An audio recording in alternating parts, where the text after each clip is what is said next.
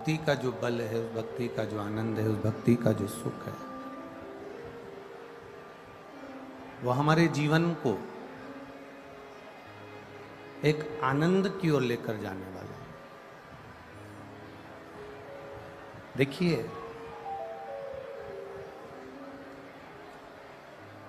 मरे हुए व्यक्ति को पीछे आवाज नहीं जा रही है। मरे हुए व्यक्ति को लोग कंधे पर उठाकर लेकर जाते हैं। मरे हुए व्यक्ति के शरीर को लोग कंधे पर उठा लेते हैं। आवाज सेट करो। मरे हुए व्यक्ति को लोग कंधे पर ले जा रहे हैं, एकत्रित हो रहे हैं और वहां सहानुभूति भी दिखा रहे हैं।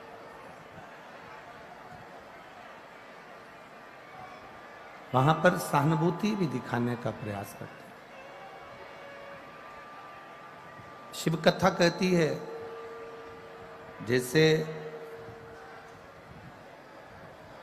किसी के मरने के बाद लोग एकत्रित होते हैं, उसको कंधे पर उठाते हैं, उसको लेकर जाते हैं, कंधे पर उठाते हैं, उसको लेकर जाते हैं, उसकी सहानुभूति वो दिखाने का कार्य करते हैं। पर शिव महापुराण की कथा एक बहुत सुंदर बात कहती है कि किसी के मरने के बाद आपने उसको कंधे पर उठाया, बीच में से रास्ता दे दिया उसको जाने के लिए, उसके लिए मार्ग सुलभ कर दिया, उसके लिए राह बना दिया, उसके लिए रास्ता दे दिया, या उसको एकत्रित होकर संभाल कर कंधे पर रखकर उसको शमशान तक लेकर भी चलेगा। शिव महापुराण की कथा एक बड़ी सुंदर बात कहती है कि ये अगर मरने के बाद हम उसे कंधा दे रहे हैं, मरने के बाद उसको सहानुभूति दे रहे हैं, मरने के बाद उसको सहयोग कर रहे हैं, मरने के बाद हम एकत्रित होकर उसके लिए, उसकी आत्मा के लिए कामना कर रहे हैं, प्रभु से प्रार्थना कर रहे हैं, भगवान से विनती कर रहे हैं, तो क्यों ना मेरे देवादिदेव महादेव की कथा कहती है कि अगर वो जिंदा है, वो जीवित है, और जब तक वो अपने कर्म में लगा हुआ है, जीवित है, अपने कार्य में व्यस्त है, हम मरने के बाद भी तो उसको सपोर्ट करते हैं, हम मरने के बाद भी तो उसके कंधा देते हैं जब वो जिंदा रहे, और कहीं उसको अपनी जिंदगी में आपकी जरूरत पड़े तो मरने के बाद नहीं, शिव पुराण कहती है जीते जी सहयोग देने का प्रयास किया जाए। जीते जी दिया। जब हम किसी भटके हुए व्यक्ति को, जिसने मार्ग से विचित हो गया, मार्ग छोड़ दिया, मार्ग से निकल कर चले गया, वो मार्ग उसको नहीं मिल रहा है, हमने उसको मार्ग दिखाया है, तो उसमें हमारी श्रेष्ठता है, उसमें एक हमारा एक आनंद है। शिव महापुराण की कथा करती क्या है? शिव महापुराण की कथा करने का कार्य क्या करती है कि ये भटके हुए को मार्ग दिखाने का कार्य करती है। अगर कोई मार्ग से भटक रहा है, कोई मार्ग से विचित्र हो रहा है, तो ये शिव पुराण उसको मार्ग पर लाने का कार्य करती है। हम कितनी बड़ी कामना करते हैं, धर्म की, बोलो जम के बोलो, धर्म की जय हो, अधर्म का, प्राणियों में विश्व का कल्याण।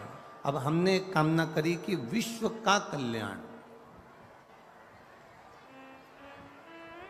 हम एक कामना करते हैं कि पूरे विश्व में शांति हो, पूरे विश्व का कल्याण हो, पूरे विश्व में शांति का माहौल हो, हर जगह पर शांति बनी रहे, विश्व का कल्याण हो जाए, और विश्व में शांति बनी रहे।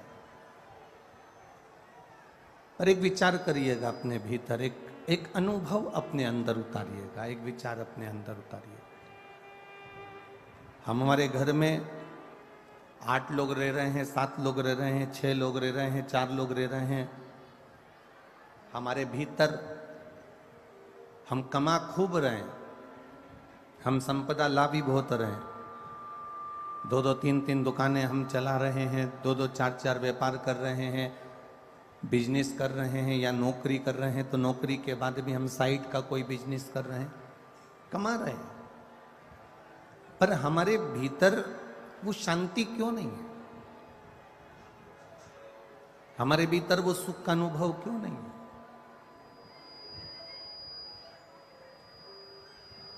घर का एक व्यक्ति दवा खाने जाता है, घर का एक व्यक्ति हॉस्पिटल जाता है, 15-20 दिन ठीक निकलते हैं, फिर दूसरा व्यक्ति हॉस्पिटल चले जाता है, फिर किसी को डॉक्टर की जरूरत पड़ती, फिर कोई बीमार पड़ा, फिर तीसरे को हॉस्पिटल जाना पड़ा, फिर उसको डॉक्टर को दिखाना पड़ा।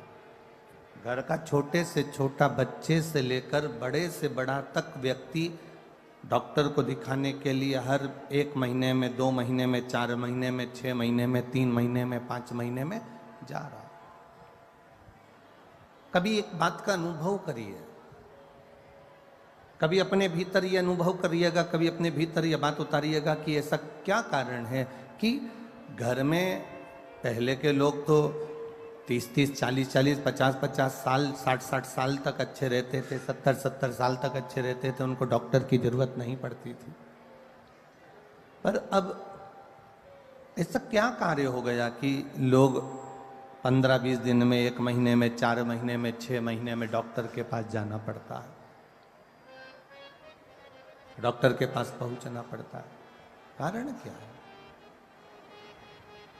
उसका एक कारण है, हमारे भीतर की जो एनर्जी है, हमारे भीतर का जो बल है, हमारे भीतर की जो शांति है, हमारे भीतर का जो सुख है, वो शांति, सुख, एनर्जी हम अच्छी जगह पर खर्च नहीं कर रहे। एक प्रैक्टिकल कर देखिएगा। कभी आपको लगे कि सियोर वाला महाराज थोड़ी बहुत बात अगर अच्छी बोला है तो प्रैक्टिकल जरूर करना। 2 पौधे अपने घर में लगाना, 2 पौधे घर में लगाना। एक पौधे में पानी देना तो कुड़ कुड़ के देना, बस मेरे को ही पानी देना है, मैं ही करूं ये सारा काम और कोई नहीं कर सकता, और मैं क्या फालतू बैठी हूं जो पेड़ पौधे में पानी देती रहूं। कुड़ कुड़ के एक पौधे में पानी देना, और दूसरे पौधे में पानी देना तो बड़े प्यार से देना, कितना अच्छा पौधा है, जब बड़ा हो जाएगा ना तो इसमें फूल आ जाएंगे, बड़ा अच्छा लगेगा। दूसरे पौधे में जब पानी देना तो प्रसन्नता में देना, एक स्नेह के साथ, एक प्यार के साथ, एक प्रेम के साथ दूसरे पौधे में पानी दीजिए। एक पौधे में पानी देना तो थोड़ा कुड़ कर, थोड़ा क्रोध कर कर, थोड़ा गुस्सा कर कर, थोड़ा चिड़चिड़ कर कर, और दूसरे पौधे में पानी देना तो थोड़ा प्रेम रखकर, थोड़ा स्नेह रखकर, थोड़ी वात्सल्यता, थोड़ी करुणता रखकर।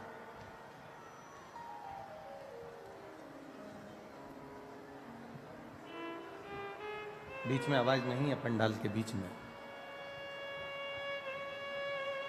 एक पौधे में अगर हम पानी दे रहे हैं, एक पौधे में अगर हम पानी दें तो थोड़ा चिढ़ कर दे रहे हैं, एक पौधे में हम पानी दे रहे हैं तो थोड़ा कुड़ कर दे रहे हैं, एक पौधे में हम पानी दे रहे हैं तो थोड़ा क्रोध कर कर दे रहा है, और दूसरे पौधे में हम पानी दे रहे हैं तो प्रेम से दे रहा है, दूसरे पौधे में हम पानी दे रहे हैं तो वात्सल्यता से दे रहे हैं। अब थोड़ा समय निकलने दो, 1 महीना, 2 महीना, 3 महीना, 4 महीना, 5 महीना जब निकलेगा तो निकलने के बाद आप अनुभव करेंगे कि जिस पौधे से आपने प्रेम किया है, जिस पौधे से आपने स्नेह किया है, जिस पौधे से आपने वात्सल्यता की है, जिस पौधे से आपने स्नेह रखकर उसमें पानी दिया है, वो पौधा बड़ी जल्दी पनपता है, वो पौधा बड़ी जल्दी फूलता है, वो पौधा बड़ी जल्दी तैयार होता है। और जिस पौधे पर आपने चिड़ कर, क्रोध कर,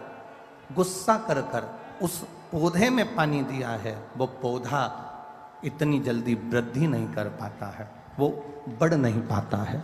ये हमारा अनुभव है।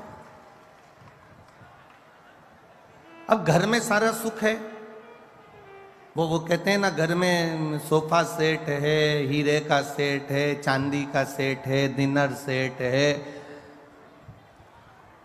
ड्राइंग सेट है, बस आदमी अपसेट है, बाकी का सब कुछ है।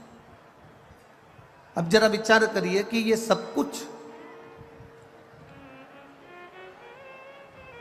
ये सब कुछ आनंद, ये सारा सुख, आपके घर में दुकान भी है, व्यापार भी है, व्यवसाय भी है, सब कुछ है, आपके घर में सब कुछ भरा पड़ा हुआ है, पर उसके बाद भी घर में शांति नहीं है, घर में रत्ती भर भी एक सुख नहीं है, घर के अंदर थोड़ा बहुत भी आनंद की अनुभूति नहीं है।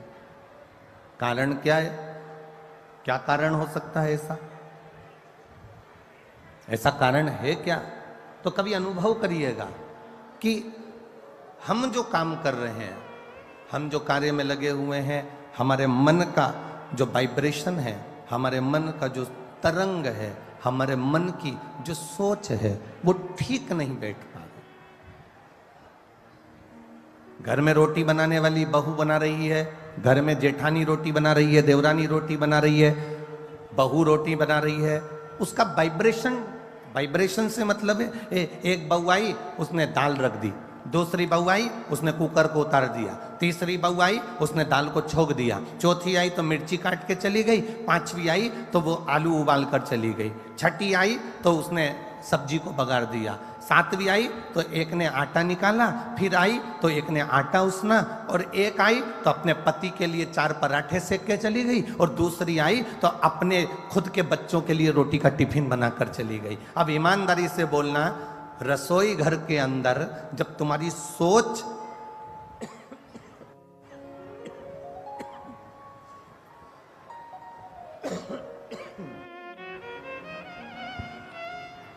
रसोई घर के अंदर जब तुम्हारी सोच ठीक नहीं है, रसोई घर के अंदर जब तुम्हारे विचार ठीक नहीं है, रसोई घर के अंदर जब तुम्हारी बुद्धि ठीक नहीं है, भोजन बनाने वाली बहुएं, बेटियां, माताएं जब भोजन बना रही हैं तो उनकी सोच केवल अपने पति को अच्छे पराठे खिला दूं, अपने बच्चों का अच्छा टिफिन बना दूं, दूसरे का मैं ऐसा काम कर दूं, और कोई ने आटा उसना, किसी ने दाल रखी, किसी ने दाल बगारी, किसी ने आलू उबाला, किसी ने खिचड़ी छोकी, ये भटकाया।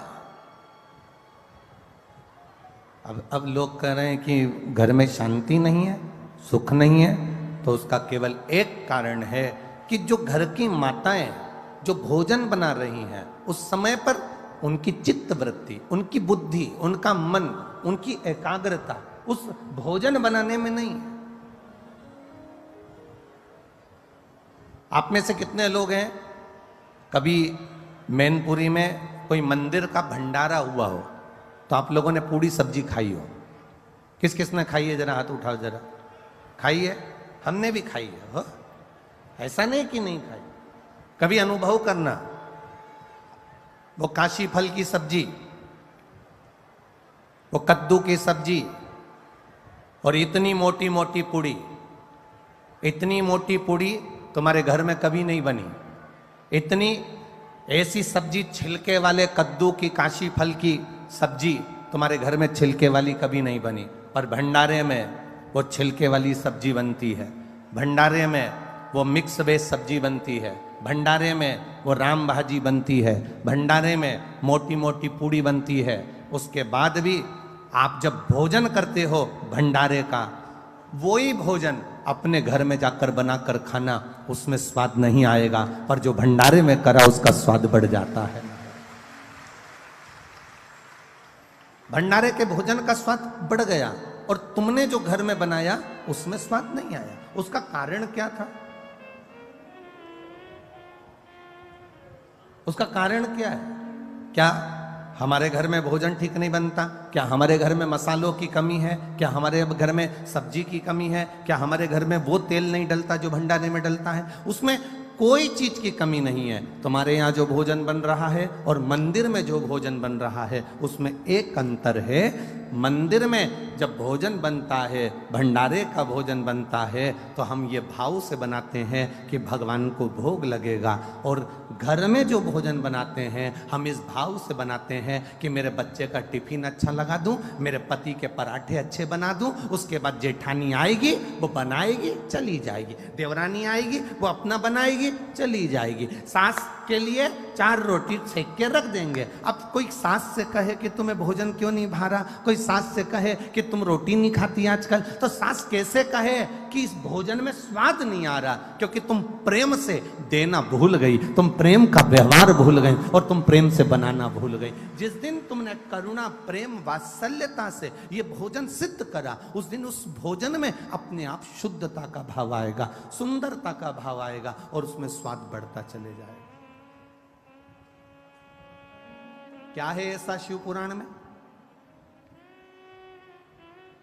दुनिया के लोग ये इतनी तेज कड़कड़ाती हुई धूप पड़ रही है, गर्मी पड़ रही है, लोगों को देखो अपने अपने घर से छाता लेकर आए हैं, चादर का टुकड़ा लेकर आए हैं, कोई कोई पन्नी लगा कर बैठा हुआ है, भोजनशाला का टेंट भरा पड़ा है, उसके पास में एक टेंट और लगाया वो भरा पड़ा हुआ, पूरे ग्राउंड में कहीं जगह नहीं है। और जितने लोग ग्राउंड में हैं उतने रोड की जो दुकानें भरी पड़ी हुई हैं, उस दुकानों के अंदर कहीं ना कहीं पेड़ों की छांवों में जहां जहां जगह मिल रही है लोग बैठे हुए हैं। क्या है शिव पुराण में?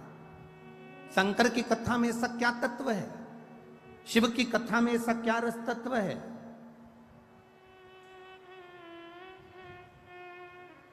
क्या मिलता है शिव महापुराण की कथा को श्रवण करने से? दुनिया के लोग कहें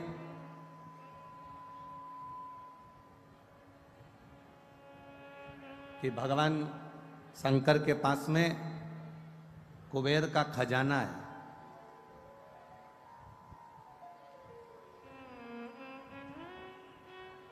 भगवान शिव के पास में ढेर संपदा है, इसलिए दुनिया के लोग शंकर भगवान की आराधना करते हैं।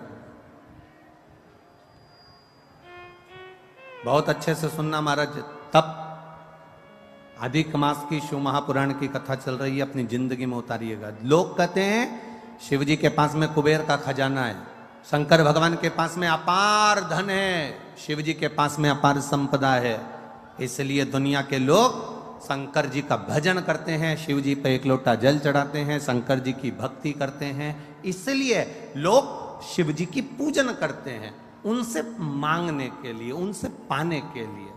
ये दुनिया के लोग समझ नहीं पाए। लोग कहते हैं शिव जी की पूजन इसलिए करते हैं क्योंकि उनके पास करोड़ों का धन है, अंबारियां भरी पड़ी है, लक्ष्मी भरी पड़ी है, संपदा भरी पड़ी है। उन दुनिया के लोगों को बताना कि हम शंकर जी की पूजन इसलिए नहीं करते कि उनके पास कुबेर का खजाना है। दुनिया के लोगों को बताना हम शंकर जी की पूजन इसलिए नहीं करते क्योंकि उनके पास ढेर खजाना है। हम शंकर जी की पूजन इसलिए नहीं करते कि उनके पास में धन और दौलत के भंडार भरे पड़े हैं। हम शंकर जी की पूजन इसलिए नहीं करते कि शंकर जी के पास बहुत सारी संविदा, बहुत सारा सामान, बहुत सारी पूंजी हमारे भोलेनाथ जी के पास में है। हम शंकर जी की पूजन धन को देखकर नहीं करते, हम शंकर जी की पूजन, सनातनी शिव जी की पूजन शंकर का भक्त इसलिए करता है कि शंकर जी के पास इतना होने के बाद भी वो लुटाकर शमशान में रहता है, इसलिए हम शिव की पूजन करते हैं जो दोनों हाथों से लुटाना जानता है। इतनी संपदा होने के बाद खुद अच्छे सोने के महल में रह सकते थे भोलेनाथ। इतनी संपदा होने के बाद, कुबेर का भंडार होने के बाद, खजाना होने के बाद मेरे भोलेनाथ अच्छा महल बना कर रह सकते थे, पर मेरे शंकर भगवान ना महल बना कर रहते हैं, ना बहुत बड़ी अटारी बना कर रहते हैं। मेरे भोलेनाथ तो शमशान का निवास कैलाश के शिखर पर अलमस्त होकर बैठे रहते हैं, क्योंकि हम शिव जी की पूजन उनके खजाने को देखकर नहीं करते, हम शिव जी की पूजन इसलिए करते हैं कि खजाना होने के बाद भी उनके जैसा लुटाने वाला दुनिया में कोई नहीं होगा, इसलिए शिव की आराधना।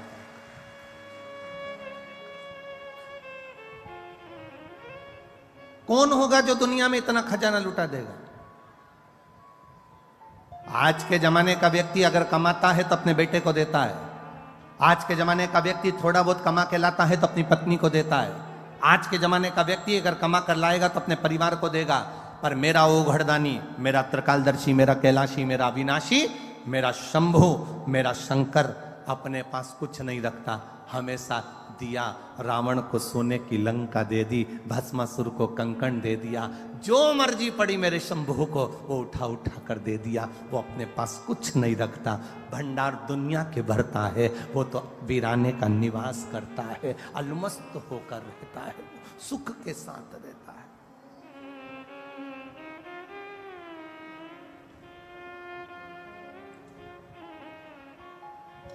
कई लोग कहते हैं गुरुजी आपकी कथा में लोग इसलिए पहुंचते होंगे क्योंकि दुनिया में सब लोग दुखी हैं, जिनको दुख होगा वो आपकी कथा में पहुंचते हैं। यहां शिव महापुराण की कथा कहती है इतने बड़े बड़े पंडाल भरे पड़े हुए हैं, ये पंडाल भी पूरा भरा पड़ा हुआ है, ये पंडाल भी भरा पड़ा है, ये पंडाल भी भरा पड़ा है, सामने का भोजन पंडाल भरा पड़ा है, उसके पास में एक पंडाल और लगा वो भरा पड़ा है, और ग्राउंड में जितने बैठे हैं इनसे पूछना क्या इनको दुख है, इनसे पूछना क्या इनको तकलीफ है। ध्यान देना, जिसके घुटने में तकलीफ होती ना वो गाड़ी तो वहां छूट गई, पैदल पैदल चलकर धक्के खाते खाते 1 किलोमीटर आधा किलोमीटर तक यहां नहीं आते।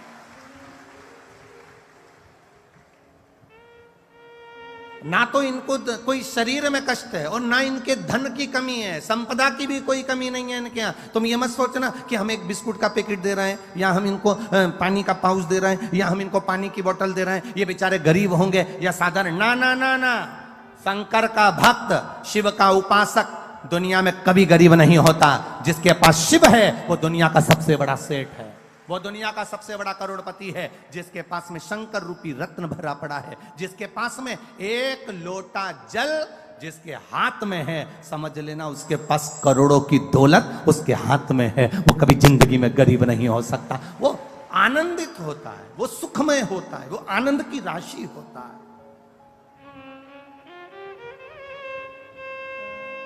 उसमें शिव तत्व की प्राप्ति होती है।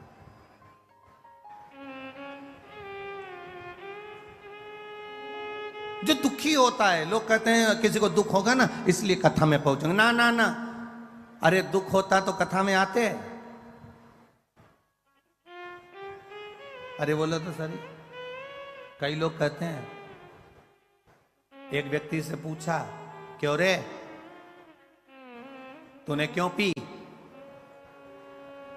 क्यों तेरे में अक्ल नहीं है, ये गंदा नाली का पानी पी रहा है, गटर का पानी पी रहा है, ये मदिरा पी रहा है, ये गंदा पानी पी रहा है, ये मदिरा का नशा कर रहा है, क्यों पी? तो क्या बहुत गम था इसलिए पी ली, बहुत गम था, दुखी था इसलिए पी। उससे पूछा कि क्यों पी, तो कहे गम था तो पी ली, दुखी था तो पी ली। अगर दुखी होता तो यहां नहीं मिलता, यहां तो वो मिलते हैं जो शंकर के कृपा पात्र होते हैं, जिनका हाथ शिव ने पकड़ा होता है, वो यहां बैठते हैं, वो यहां पहुंचते हैं।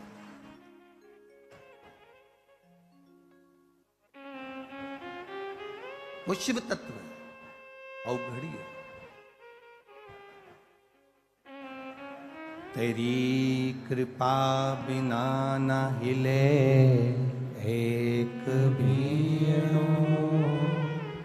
लेते श्वास, तेरी कृपा से तनो तनो, बखान क्या करूं मैं राखों के ढेर का, चपटी बहुत में खजाना कुबेर का, हे गंगाधार मुक्ति द्वार ओमकार तू, बोले ओमकार तू, आयो शरण तिहारी शंभु तार तार तू।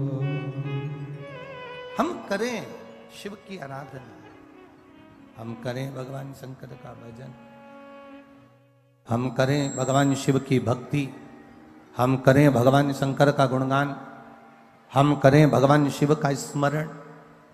और वो शिव भक्ति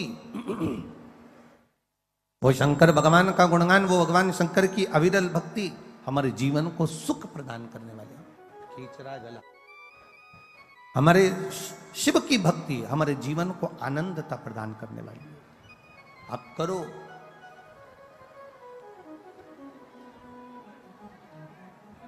ब्रह्मदेव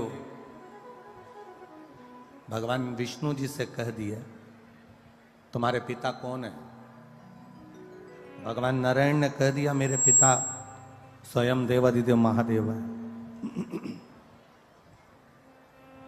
मेरे पिता भगवान शिव है। ब्रह्मा जी को विश्वास नहीं हुआ। ब्रह्मा जी को विश्वास नहीं हुआ। क्या नारायण के पिता शिव होंगे? एक बहू को सास बार बार समझाती है, हमारी सास ने हमको ऐसा किया, हमारे सास ने ऐसा किया, हमारी सास ने ऐसा किया, हमारे सास ने ऐसा किया, हमें ये तकलीफ आई, हमें ये तकलीफ आई, हमारी सास ने हमारी जिंदगी में ऐसा किया। एक सास अपनी बहू को समझाती है कि हमने ऐसा ऐसा दुख अपने जीवन में देखा है।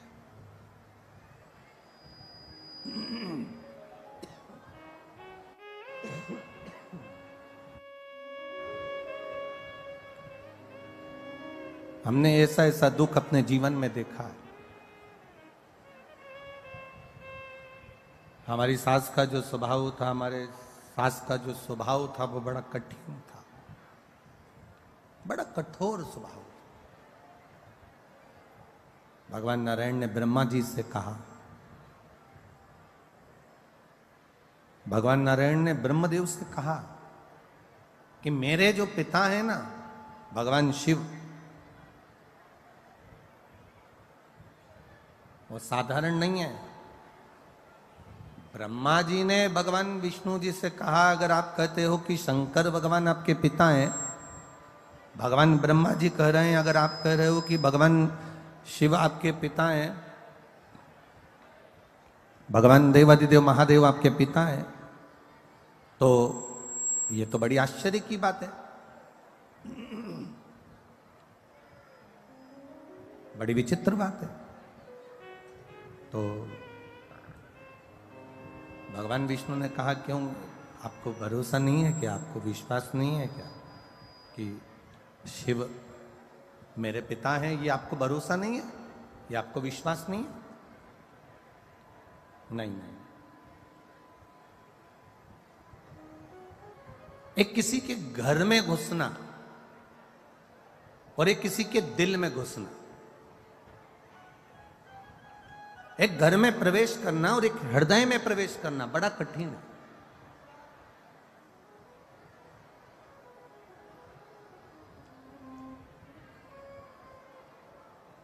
विश्वास, भरोसा एक इतना विशेष शब्द है कि ये आपके भीतर उतरना बड़ा कठिन है। दो चीजें बड़े सावधानी में रखिएगा, एक विश्वास, भरोसा, और एक शक।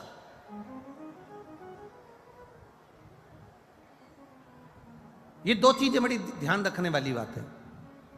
एक विश्वास, भरोसा, दूसरा है शक, दूसरा है शक करना। ये दो चीजें बड़ी विचित्र है। हर किसी व्यक्ति पर शक भी मत करो, क्योंकि हो सकता है कि वो ठीक हो और आप अपने मन से गलत सोच रहे हो। कोई जरूरी नहीं कि तुमने सोचा वो व्यक्ति वैसा निकल जाए। दूसरा नंबर पर है विश्वास, भरोसा इतनी जल्दी मत करना। एक शक भी इतनी जल्दी मत करना और एक भरोसा भी इतनी जल्दी मत करना। कोई तुमसे मीठी बात करे, बहुत प्रेम की बात करे, और तुम एकदम विचार कर लो कि यही पूरा, इस पे पूरा भरोसा, इस पे पूरा आपका दृढ़ता है। ना ना ना ना, शिव महापुराण की कथा कहती है दो चीजें थोड़ा सा कंट्रोल रखकर चलें, एक शक पर और एक विश्वास पर।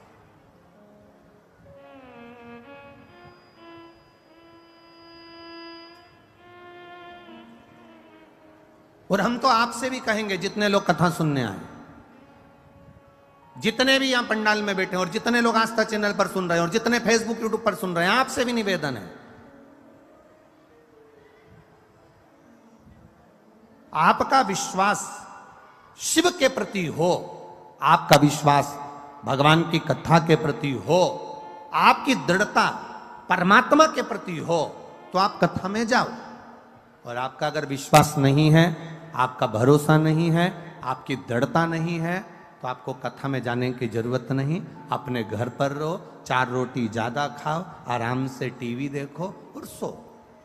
विश्वास हो तो परमात्मा है, और विश्वास नहीं तो परमात्मा भी नहीं है। यह भरोसे से परमात्मा की प्राप्ति।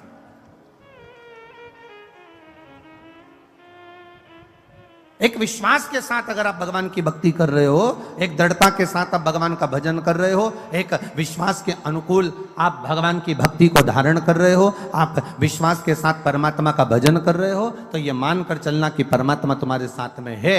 और अगर विश्वास नहीं है, भरोसा नहीं है, दृढ़ता नहीं है, तो गए। सती मैया का भोलेनाथ जी पर विश्वास डिग नहीं पाया, सती मैया का भोलेनाथ जी पर भरोसा पूर्ण नहीं हो पाया। सती जी ने शंकर भगवान से कह दिया, आप कह रहे हो कि ये राम है, आप कह रहे हो कि ये परमात्मा है, और ये तो अपनी पत्नी के लिए रो रहा है। अगर ये अपनी पत्नी के लिए रो रहे हैं तो ये परमात्मा नहीं हो सकते। ये माता सती भगवान देवादिदेव महादेव से कर रही है, जिनके साथ रह रही है, जिनके सम्मुख हैं, उसके बाद भी उनका विश्वास, उनकी दृढ़ता, उनका भरोसा पक्का नहीं हो पाया। और उन्होंने कह दिया कि ये परमात्मा नहीं हो सकते। तो भगवान ने कह दिया, जाके परीक्षा लेकर आ जाओ, जाकर परीक्षा ले लो। और सती मैया परीक्षा लेने के लिए गई। सती माता परीक्षा लेने के लिए जब गई, सीता जी का रूप रखकर उन्होंने परीक्षा ली, और भोलेनाथ जी को यह ठीक नहीं लगा, विश्वास टूट गया।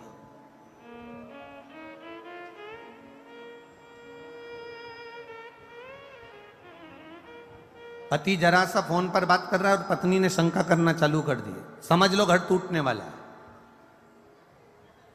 पत्नी फोन पर बात कर रही है और पति ने शंका कर ली, समझ लो घर टूटने वाला है। बहू थोड़ी देर, छोटी बहू थोड़ी देर सास के पास बैठी तो बड़ी को शंका लगी, तो घर टूटने वाला।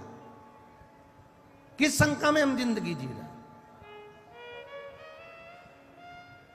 अरे भाई, शिव कथा कहती है, अब सौंप दिया इस जीवन का सब भार तुम्हारे हाथों में, हे हार तुम्हारे हाथों में, और जीत तुम्हारे हाथों में। आपने अगर भरोसा करा है तो परमात्मा तुम्हारे साथ कदम से कदम मिलाकर चल रहा है। अगर तुम्हारा विश्वास दृढ़ी है तो परमात्मा तुम्हारे साथ चल रहा है। एक विश्वास और एक शंका, एक शक, ये 2 चीजें बड़ी सावधानी की है। विश्वास भी सावधानी का है और शक भी सावधानी का।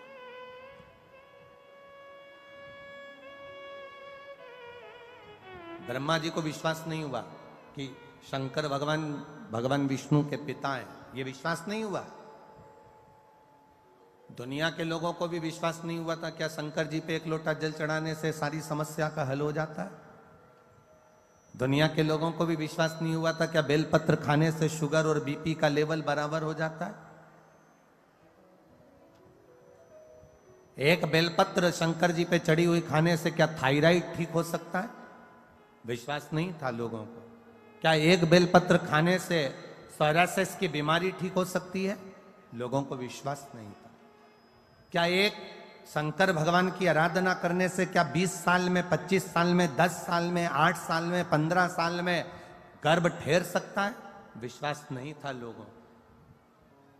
एकता जागृत होना, एक भरोसा। लोग कहें एक बेलपत्री से क्या थायराइड ठीक हो सकता है? एक बेलपत्री से शंकर जी पे चढ़े हुए जल से क्या रोग मुक्ति हो सकती है? शंकर जी पे चढ़े हुए जल से क्या हमारा दुख मिट सकता है? शिव जी के चढ़े हुए जल को पीने से क्या हमारी तकलीफें समाप्त हो सकती है?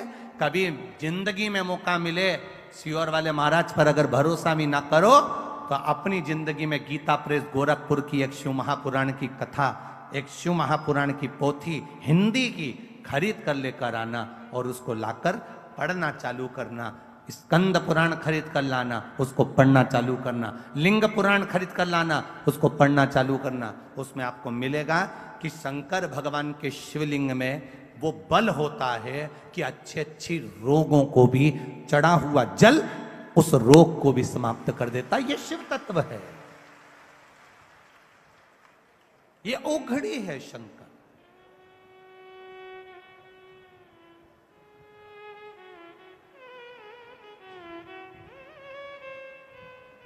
ये आप लोग सुनने बैठे हो कथा, बहुत देखिए, बहुत मैनपुरी वालों बड़े बड़े भाव से आप लोग कथा करवा रहे हो और बड़े भाव से आप अधिक मास के महीने में सुन रहे हो। एक विचार करिएगा कि किसी का मन कथा में लग भी जाएगा और कोई ऐसा होगा जिसका मन कथा में नहीं भी लगेगा। जिसका नहीं भी लगाना उसको भी दुख मनाने की जरूरत नहीं है। ये सोच लेना कि उसके दरवाजे तक पहुंच गए ना तो वो तुम्हारे दरवाजे तक पहुंच ही जाएगा। ये इतना अनुभव जरूर रखना। थोड़ा कष्ट हो सकता है, थोड़ी तकलीफ आ सकती है,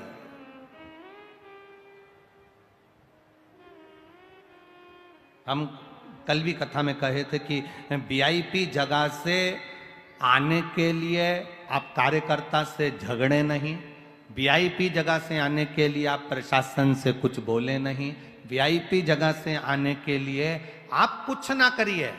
आपसे निवेदन, आप तो ऐसी जगह जाकर बैठ जाओ जहां कोई नहीं बैठा। उस जगह पर बैठकर भी अगर माइक की आवाज तुम्हारे कानों में आ रही है, जब उठो तो वहां की भूमि को केवल मस्तक से लगाकर प्रार्थना कर कर चले जाना कि बाबा मैं तेरे भरोसे जा रहा हूं, अब तुझे संभाल,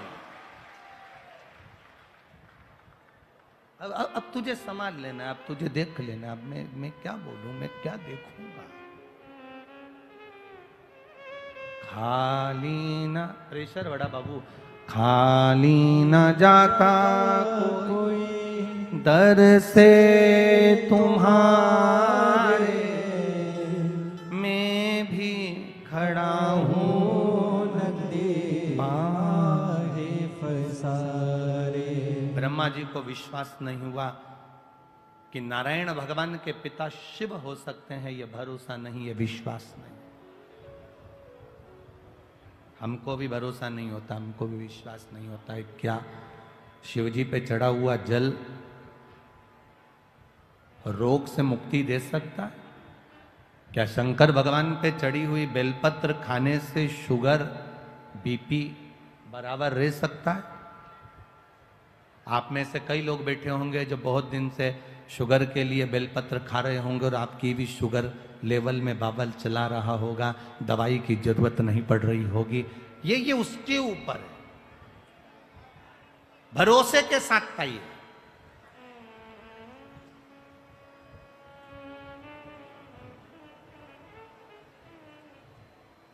एक बात आपसे पूछें, कभी कभी ऐसा होता है, कभी कभी आपका बुखार नहीं उतरता, कभी कभी आपके शरीर का कष्ट नहीं जाता और तुम डॉक्टर के पास पहुंची ना, और डॉक्टर के पास जाने के बाद तुमने डॉक्टर सामने तुम्हारा हाथ पकड़ा और उन्हें आला लगाया और आला लगाकर तुम्हें चेक करा और तुमसे पूछा क्या क्या तकलीफ हो रही है और तुमने कह दिया साहब मेरे को भोजन नहीं भारिया है और मेरा पेट मरोड़ होता है और तकलीफ होती है और मेरी सांस लेने में दिक्कत हो रही है और सर्दी बहुत रहती है और फेफड़े में कब्ज जमा होता है, मैं बहुत तकलीफ में हूँ। तुमने सब कुछ डॉक्टर को कह दिया, जितना कह सकती थी कह दिया।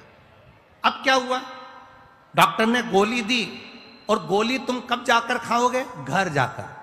पर ईमानदारी से बोलना, गोली तुम घर पर जाकर खाओगे, गोली खाने के बाद वो असर करेगी, पर तुम डॉक्टर के पास जब पहुंची, जब कैसी हो रही थी, एकदम लुस्त, एकदम ऐसी हो रही थी जैसे मर जा रही, एकदम पड़ी है। और डॉक्टर के यहां पहुंची, पहुंचने के बाद उसने देखा, तुमने उसको सब बता दिया, उसने गोली लिख दी। उसके बाद में तुम जब डॉक्टर के यहाँ से वापस जाती हो, गाड़ी में बैठ कर गई, तब तक तुम्हें इतनी अच्छे लगने लगता है कि मैं थोड़ी थोड़ी ठीक हो गई। केवल डॉक्टर ने नब्ज देखी, केवल डॉक्टर ने तुमसे पूछा, केवल डॉक्टर ने तुमको चेकअप करा, केवल डॉक्टर ने अभी तो गोली लिखी और खाई भी नहीं, अभी तो घर जाएगी खाएगी, उससे पहले ही घर आते से ही 2 घंटे के अंदर तो तनतनाट एकदम बढ़िया हो गई। अभी तो गोली खाई नहीं, गोली तो खाना खाएगी फिर खाएगी, पर उससे पहले तो ठीक हो गई। अर्थात कारण क्या था? क्या डॉक्टर के हाथ में क्या जादू था? क्या डॉक्टर के हाथ में कोई ऐसी एनर्जी थी जिससे तो ठीक हो गई? ना ना ना, शिव पुराण कहती है डॉक्टर के पास जाकर तुमने अपने दिल का जो गुब्बार था, अंदर की जो बात थी, जो जो तकलीफ हो रही थी, वो सारी तकलीफ तुमने डॉक्टर से कह दी। कहकर तुम हल्के हो गए, इसलिए तुम ठीक हो गए। तुम अपने दिल की बात भगवान से कहकर हल्के हो जाते हो। आप अपने मन की बात, अपने हृदय की बात, अपने दिल की बात, अपने भीतर की बात परमात्मा से कहो, हल्के हो जाए। भोला सब दुख काटो हमारा, ओ भोला सब दुख काटो हमारा, कहकर हल्के हो जाए।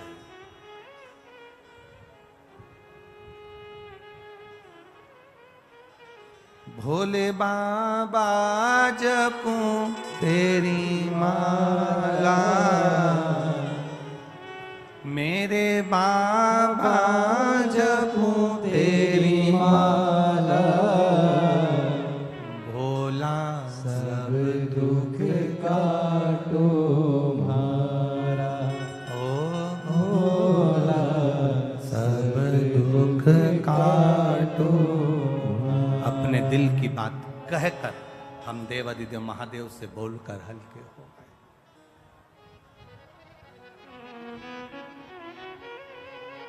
शिव से कहा, ठीक।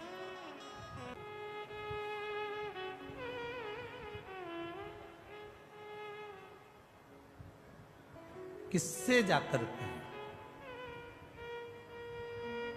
ब्रह्मा जी कह रहे हैं कि भगवान विष्णु से कि आपके पिता शिव जी हैं। नारायण आप कह रहे हो कि आपके पिता शंकर जी हैं, और पर मेरा विश्वास नहीं कहता कि आपके पिता शिव जी होंगे। तो भगवान नारायण ने पूछा कि ब्रह्मा जी तुम कैसे कह सकते हो कि मेरे पिता शंकर जी नहीं है? तुम कैसे कह सकते हो? तब तुम बोल कैसे सकते हो कि मेरे पिता शिव नहीं है? कहा मुझे एक कारण से लगता है। क्या कारण है? कहा अगर शंकर जी आपके पिताजी होते तो उनके पास में तो ढेरों संपदा होती, क्योंकि आपके चरणों में लक्ष्मी पड़ी हुई है।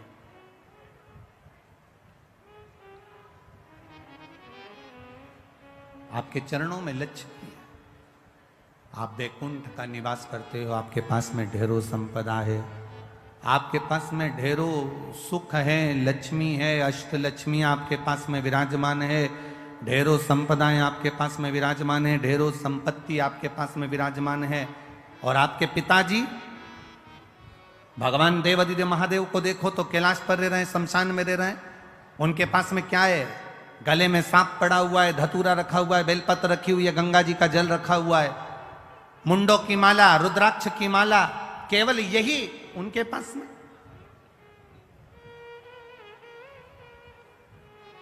आपके अगर पिता शिव हैं तो शंकर भगवान को भी तो धनपति दिखना था, करोड़पति दिखना था, संपदावान दिखना था, वैभववान दिखना था। फिर वो कमजोर क्यों दिख रहे हैं? फिर उनके पास में ये कुछ संपदाएं, ये सत्ता, ये वैभव, ये सारा सुख उनको तो नहीं दिख रहा।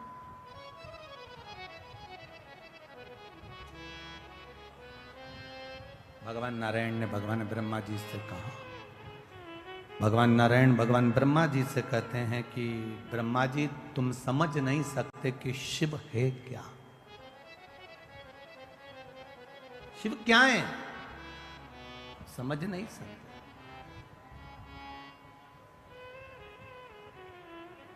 अरे तेरा ही दिया मैंने खाया पिया है, तेरा शुक्रिया है, तेरा शुक्रिया है। मुझे भोले बाबा ने बहुत दे दिया है, तेरा शुक्रिया है, तेरा शुक्रिया है।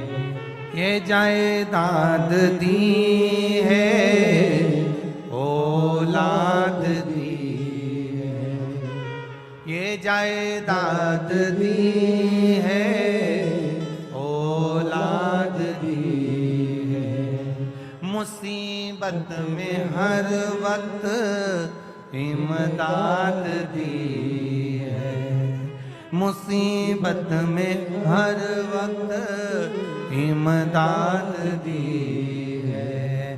तेरा ही दिया मैंने खाया पिया है, तेरा शुक्रिया है, तेरा शुक्रिया है। ब्रह्मा जी ने कहा मैं विश्वास नहीं करता। एक पर्वत जिसको घुमाना भगवान विष्णु ने और भगवान ब्रह्मा ने प्रारंभ किया। पर्वत घुमाते घुमाते घुमाते घुमाते अग्नि का खंभ प्रकट हुआ, एक लिंगायत आकृति प्रकट हो गई, शिवलिंग प्रकट हो गया। शिवलिंग प्रकट हुआ तो ब्रह्मा जी ने कहा इनका सिर कहाँ, पाँव कहाँ। ब्रह्मा जी शिव जी का सिर देखने के लिए आकाश मार्ग से ऊपर की ओर बढ़े। ब्रह्मा जी जब ऊपर की ओर बढ़े, भगवान नारायण शंकर भगवान का चरण ढूंढने के लिए नीचे की ओर गए। भगवान विष्णु को शंकर भगवान का चरण नहीं मिला।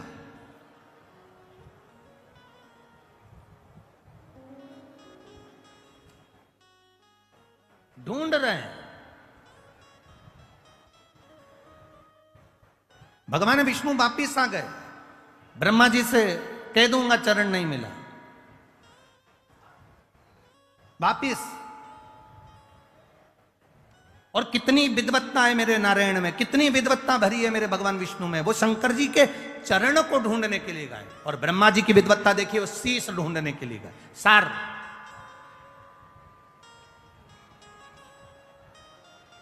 जरा विचार करिएगा। पहले भी कथा में कहा है, आज फिर कह रहे हैं। पहले के समय में इतना बड़ा क्रीम का डब्बा आता था, ऐसा गोल मुंह का बड़ा सारा। उसमें से ऐसे क्रीम निकाल लो और अपने चेहरे पे लगा लो और डब्बा बंद कर दो। आज के ज़माने में बड़े मुंह के डब्बे बंद हो गए। इतना बड़ा ट्यूब जैसा डब्बा आता है, पैकेट आता है ट्यूब का, और उसमें ऐसा ढक्कन लगा रहता है छोटा सा। उसको खोल लो और उसमें नीचे से उसको थोड़ा सा दबाओ, दबेगा तो ट्यूब बाहर आ जाएगा, निकालो और लगा लो। पहले इतना बड़ा डब्बा आता था, इसमें ऐसे उंगली डाल के निकालना पड़ता था। अब क्रीम जैसा आता है ऐसा लंबा, उसको बस ढक्कन खोल के नीचे से दबाओ और वो क्रीम निकल के बाहर और अपने चेहरे पे लगा लो। कितनी ज्ञान की बात इस डब्बे में और इस क्रीम में है। डब्बे में और क्रीम में कितनी ज्ञान की बात है। यहां क्रीम को नीचे से दबाओगे तो ऊपर से क्रीम बाहर आ जाता है। उसी तरह माता पिता के चरण जब तुम दबाओगे तो मुख से आशीर्वाद बाहर आ जाता है। ये शिव तत्व कर रहा है। बोल बम का नारा है। जब दबे नीचे से चरण, क्रीम बाहर, थोड़ा सा ट्यूब दबाया, ट्यूब बाहर। उसी तरह माता पिता के चरण, परमात्मा के चरण, गुरुजन के चरण, घर के बुजुर्ग, घर के बड़े, घर के बयों के चरण हम जब पकड़ते हैं तो वो आशीर्वाद हमारे ऊपर दे देते हैं। वो आशीर्वाद हमको प्रदान कर देते हैं। वो आशीर्वाद हमको दे देते हैं। देते हैं। आप एक प्रैक्टिकल करिए। आप किसी को भी किसी चलते जिसको नी भी पहचानते ना, उसको भी सिर पे पल्लू लेकर आप एक बार प्रणाम तो कर लो। आप अगर एक बार प्रणाम कर लोगे ना, आप जिसको नहीं भी पहचानते और उसको अगर आपने प्रणाम कर लिया ना, नहीं पहचानते और उसके बाद भी अगर आपने प्रणाम कर लिया तो आशीर्वाद तो दे ही देगा। क्या बोलेगा? खुश रहो, दूध नहाओ, तो प्रसन्न रहो, आनंद में रहो, खुश रहो, स्वस्थ रहो, आशीर्वाद तो दे ही देगा।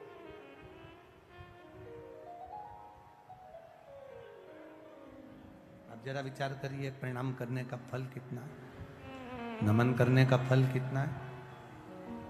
आपने केवल प्रणाम करा, नहीं पहचाने तो भी आशीर्वाद दे दिया उसने।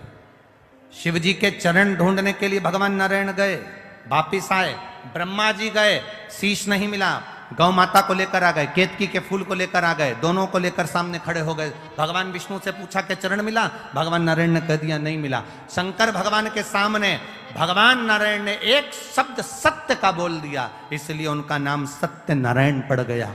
और जो सत्य का संबोधन कहा तो शिव जी प्रसन्न होकर कह दिए, नारायण मुझे जो सबसे ज्यादा प्रिय है, सबसे ज्यादा पसंद है, वो सत्य तुमने मेरे सामने बोला है, इसलिए आज से तुम सत्य नारायण बनकर पूजाओगे। सारी दुनिया में तुम्हारी कथा सत्संग संकीर्तन होगा, तुम सत्य नारायण कहलाओगे। और उनका नाम सत्य नारायण हो गया, सत्य नारायण।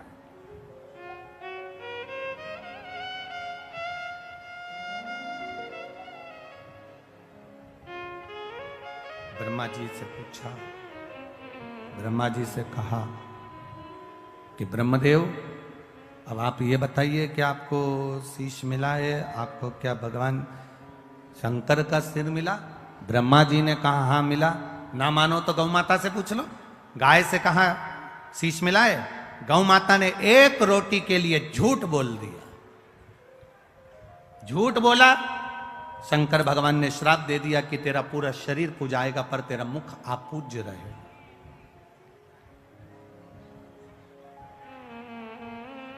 केतकी के पुष्प ने झूठ बोल दिया, शिव जी ने कह दिया सारे पुष्प मुझ पर चढ़ेंगे, मुझ पर कांटे भी चढ़ेंगे, पत्तियां चढ़ जाएगी, जहरीले से जहरीला फूल मुझ पर चढ़ जाएगा, पर सुन केतकी तू कभी मुझ पर नहीं चढ़े। श्राप दे दिया। फिर भी ब्रह्मा नहीं माने तो आखिरी में उन्होंने फिर झूठ कह दिया। शिव जी ने पांव के अंगूठे से नख तोड़कर फेंका और फेंकते से ही काल भैरव को प्रकट करा। काल भैरव ने नख से ब्रह्मा जी का एक सिर काट दिया। कर्मनाशा नदी प्रकट हो गई। ब्रह्मा जी झूठ बोलते बोलते लुढ़कते रहे। तब भगवान विष्णु ने उनके लिए प्रार्थना करी, उनके शीश से बट का पेड़ बना, बट वृक्ष बना। एक विचार करिएगा जरा भीतर से अपने। शिव तत्व कह रहा है, अभी अभी अधिक मास चल रहा है और अधिक मास में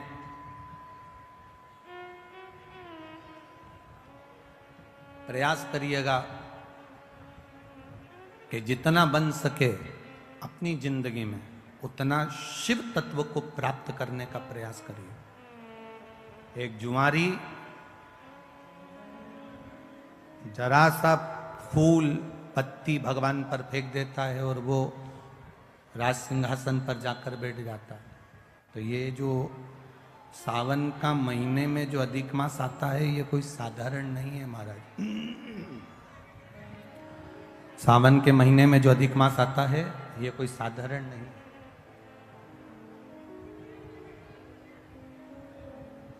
किसको मारने के लिए? आप लोग तो सब मैनपुरी के जितने भी श्रोता भाई बहन यहाँ बैठे हैं सब समझदार हैं, सबने कथा जान रखी है कि मल मास कौन है, अधिक मास कौन है। हम ज्यादा इसका प्रसंग आपको नहीं कहेंगे कि किसको मारने के लिए। केवल हिरण्यकशिपु का संहार करने के लिए नरसिंह अवतार भगवान ने लिया था। वो नरसिंह अवतार लेने के लिए हिरण्यकशिपु ने वर मांगा था, ना नीचे मरूं, ना ऊपर मरूं, ना अंदर मरूं, ना बाहर मरूं, ना अस्त्र से मरूं, ना शस्त्र से मरूं, ना दिन में मरूं, ना रात में मरूं, ना नर से मरूं, ना परशु से मरूं, और ना ही मैं 12 महीने में मरूं।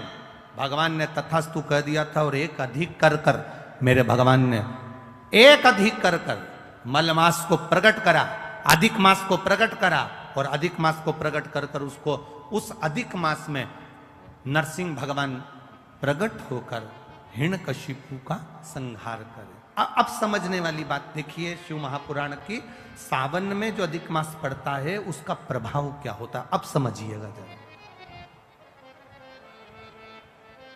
अब जो मलमास है,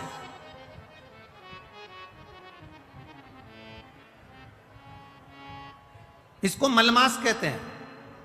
एक अधिक हो गया, 12 महीने से एक अधिक हो गया, मलमास।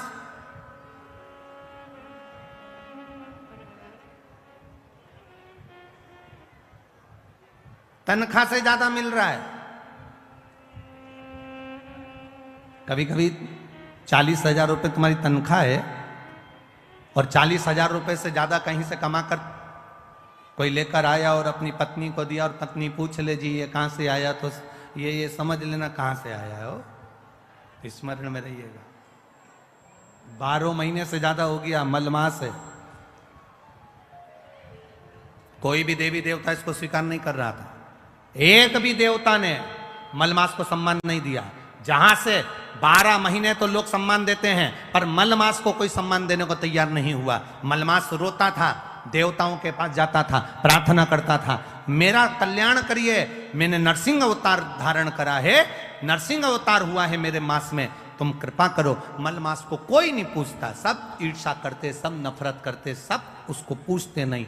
तब आखिरी में देव ऋषि नारद ने कह दिया, तुम एक काम करो, जैसे ही श्रावण का महीना आए, सावन के महीने में मलमास, तुम शंकर की आराधना में लग जाना। क्या होगा उससे?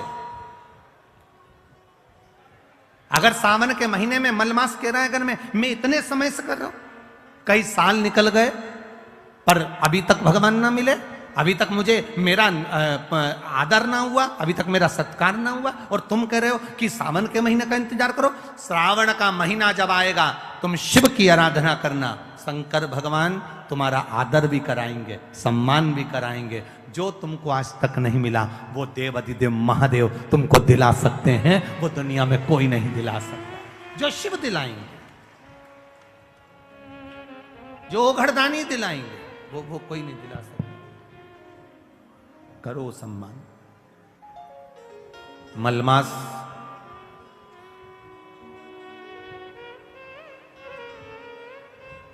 मलमास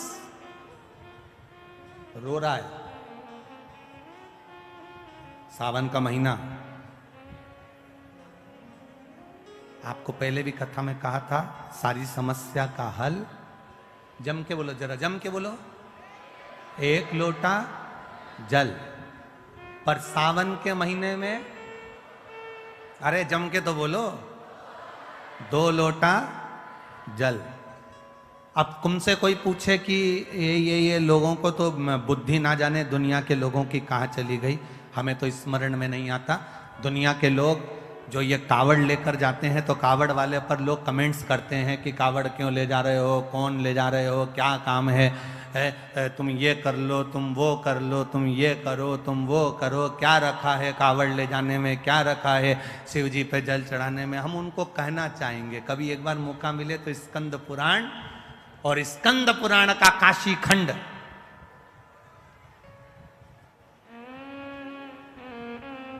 कभी मौका मिले तो स्कंद पुराण पढ़िएगा और स्कंद पुराण का काशी खंड पढ़िएगा। और कभी मौका मिले तो भगवान शिव के प्रागट्य की ये कथा, ब्रह्मा और विष्णु के घर्षण की कथा का स्मरण करिएगा, कभी मौका मिल जाए। कितना सुंदर कहा। मलमास जिसको लोग छोड़ दिए, अपशब्द कह दिए, ताने देते हैं, आड़ा टेढ़ा बोलते हैं, वो मलमास सावन के महीने में 2 लोटा जल लेकर शिव जी की भक्ति में बैठ गया, शिव की भक्ति, आराधना कर रहा है,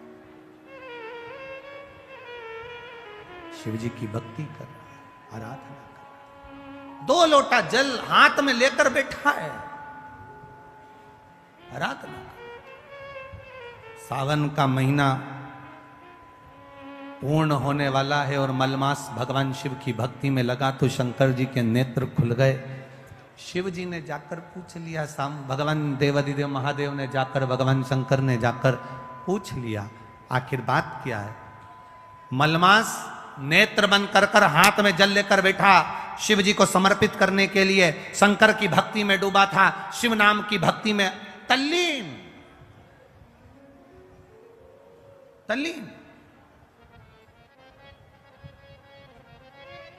शंकर भगवान ने पूछा तो पार्वती जी कहती है मलमास है, आप इसको आशीर्वाद नहीं दे सकते, आप इसको वर नहीं दे सकते। शंकर भगवान ने पूछा आखिर कारण क्या है, कब हुआ ये, तो कहा हिरण्यकशिपु को मारने के लिए 1 महीना अधिक करा था, 1 महीने को आगे बढ़ाया था। ये मलमास, ये अधिक मास 1 महीना आगे बढ़ा हुआ है, इसलिए लोग इससे नफरत करते हैं। शंकर भगवान ने कहा तो क्या हुआ, चिंता मत कर। मलमास के पास शिव जी गए, शंकर भगवान को आते हुए देखकर मलमास ने जल का पात्र ढोल दिया, जल का पात्र ढोल दिया। शिव जी ने पूछा क्या चाहिए तुझको, क्या चाहिए, बोल। मलमास कहता है कि मुझसे लोग नफरत करते हैं,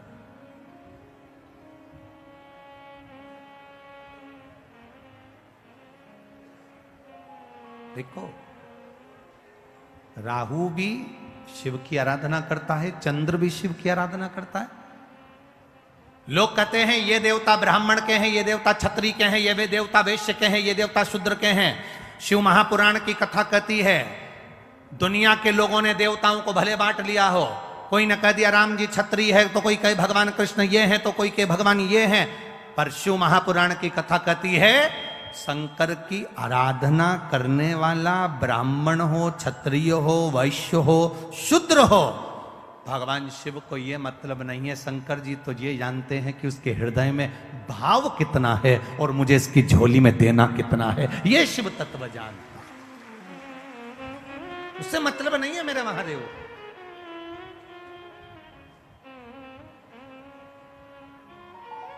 शिव तत्व जो वर्णन करता है, हमारे यहां पर सप्ततिथियां, पंचदीप वर्णन किया जा रहा है। बहुत ध्यान देना महाराज, सावन के महीने में जो अधिक मास पड़ता है उसमें 7 जगह अर्थात 7 तिथियां ऐसी हैं जिस दिन 5 दीप का वर्णन किया गया है हमारे शास्त्रों में। अब बहुत सावधानी से सुनिएगा। पहली है पंचमी तिथि, अधिक मास सावन का जब मेल हो, अधिक मास सावन के महीने में अगर पड़े और पंचमी तिथि आप अगर शुरू की, मतलब आज भी पंचमी है, मान लो आज की पंचमी अगर आप नहीं कर पाए तो अगली जो पंचमी आ जाए अधिक मास के महीने में आप वो भी कर सकते। पंचमी, अष्टमी, एकादशी, प्रदोष, शिवरात्रि, अमावस्या, पूर्णिमा, ये 7 तिथियां हमारे यहाँ सावन के अधिक मास का जो संजोग होता है, इसमें ये 7 तिथियां, फिर से बोलो, पंचमी, अष्टमी, एकादशी, प्रदोष, शिवरात्रि, अमावस्या, पूर्णिमा, ये वो तिथियां हैं 7 जिन तिथियों में अगर हम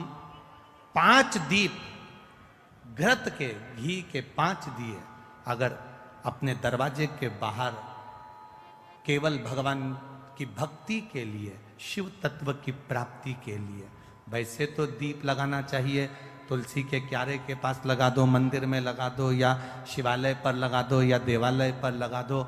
और इस कीचड़ पानी में अगर कहीं ना जा पाओ, अगर पानी वानी बरस रहा है जगह जगह बहुत पानी है, भले इधर क्षेत्र में इतना ना दिख रहा हो पर अन्य क्षेत्रों में बहुत पानी है, तो कोई ना जा पाए तो भगवान का स्मरण कर कर उन दीप को भगवान के सामने प्रज्वलित कर कर 5 दिए इन तिथियों में, पंचमी, अष्टमी, एकादशी, प्रदोष, शिवरात्रि, अमावस्या और पूर्णिमा, जो सावन के महीने में अधिक मास पड़ता है, उसमें ये 7 तिथियों पर जो 5 दीप भगवान के सामने प्रज्वलित कर कर अपने दरवाजे के पास में बाहर की ओर रख देता है, उसके घर में कभी रोग, बीमारी और लक्ष्मी की कोई कमती नहीं होती, उसका जीवन सार्थक हो जाता है। पर सावन के महीने में अधिक मास के संजोग पर ये होता है।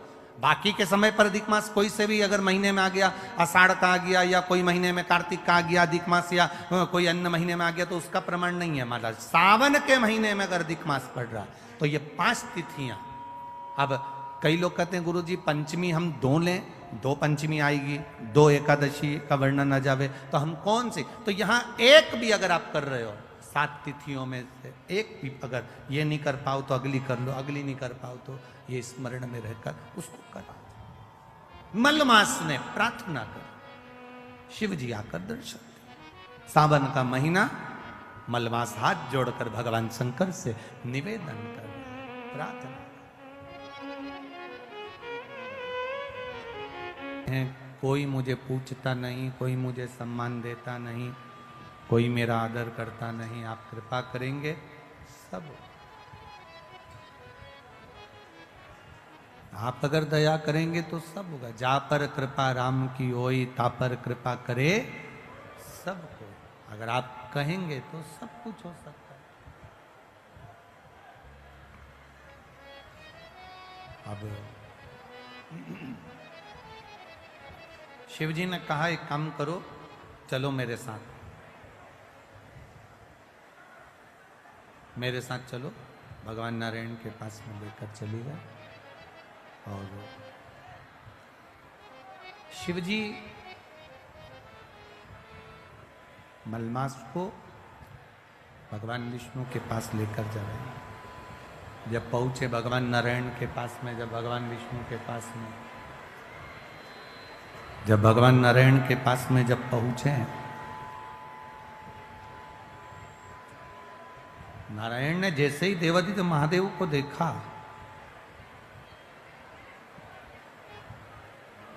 और नारायण जैसे ही शिव जी को देखे तो उठ के बैठ गए, और बैठते से उन्होंने प्रणाम खड़े होकर करा और कहा, प्रभु जी आप पधारे हो, कोई बात है क्या? कैसे आना हुआ? कोई बात है क्या? कैसे आना हुआ? कहा प्रभु ये मल मास है। नरसिंह अवतार का जब समय था तो 12 महीने में से 1 महीना अधिक किया गया था। उस अधिक मास को मैं लेकर आया हूं क्योंकि इसने मेरी शिव भक्ति करी, इसने भजन किया, इसने स्मरण किया, इसलिए मैं उसको लेकर यहाँ पहुंचा हूं। मैं उसको लेकर यहां पर आया हूं। आप कृपा करिए जिससे ये मल मास को भी सम्मान मिले, ये अधिक मास का भी आदर हो, सम्मान हो, सत्कार। भगवान नारायण ने, भगवान विष्णु ने शिव जी के कहने पर अपना पुरुषोत्तम नाम, जो अपना खुद का पुरुषोत्तम नाम है, भगवान नारायण ने वो पुरुषोत्तम नाम उस मल मास को दे दिया। अब देखिएगा जरा, ये शिव की कृपा से, ये शंकर जी की उदारता से, ये शंकर यहाँ पर जो दिए सावन की अधिक मास में हम जो लगा रहे हैं, 7 जगह पर जो पंचदीप का जो वर्णन कर रहे हैं, ये हमारे जीवन में, हमारे घर में आने वाले दुख, तकलीफ, कष्ट, रोग, बीमारी को बाहर करने के लिए और हमारे जीवन में सुख का अनुभव करने के, आनंद का अनुभव करने के लिए। शिव कथा कहती है, भगवान शंकर का संवाद कहता है शिव महापुराण की कथा वर्णन करती है। स्वयं शिव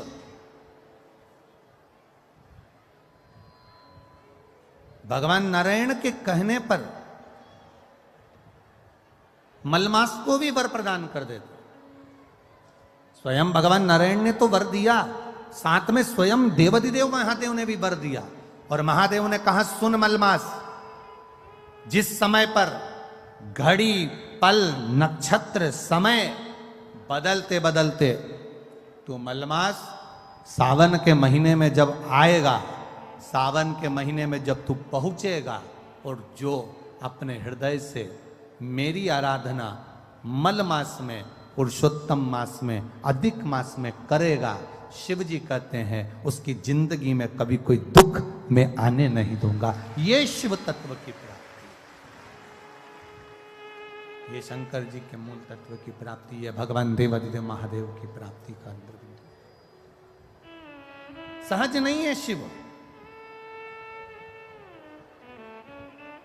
एक पहचान मेरे देवाधिदेव महादेव के भीतर हो। जैसे आपको पहले भी कथा में कहा, शिव जी का नाम लेकर, भगवान शंकर का स्मरण कर कर आप डॉक्टर को दिखाओ, डॉक्टर जो दवाई दे उसको खाओ, जांच कराए डॉक्टर तो जांच कराओ, औषधि दे डॉक्टर तो औषधि खाओ, तुम्हारी मर्जी पड़े 50 जगह पर डॉक्टर को दिखाने के लिए जाओ और 50 जगह पर जांच भी कराओ, दवाई भी लाओ, डॉक्टर की दवाई पर भरोसा भी करो।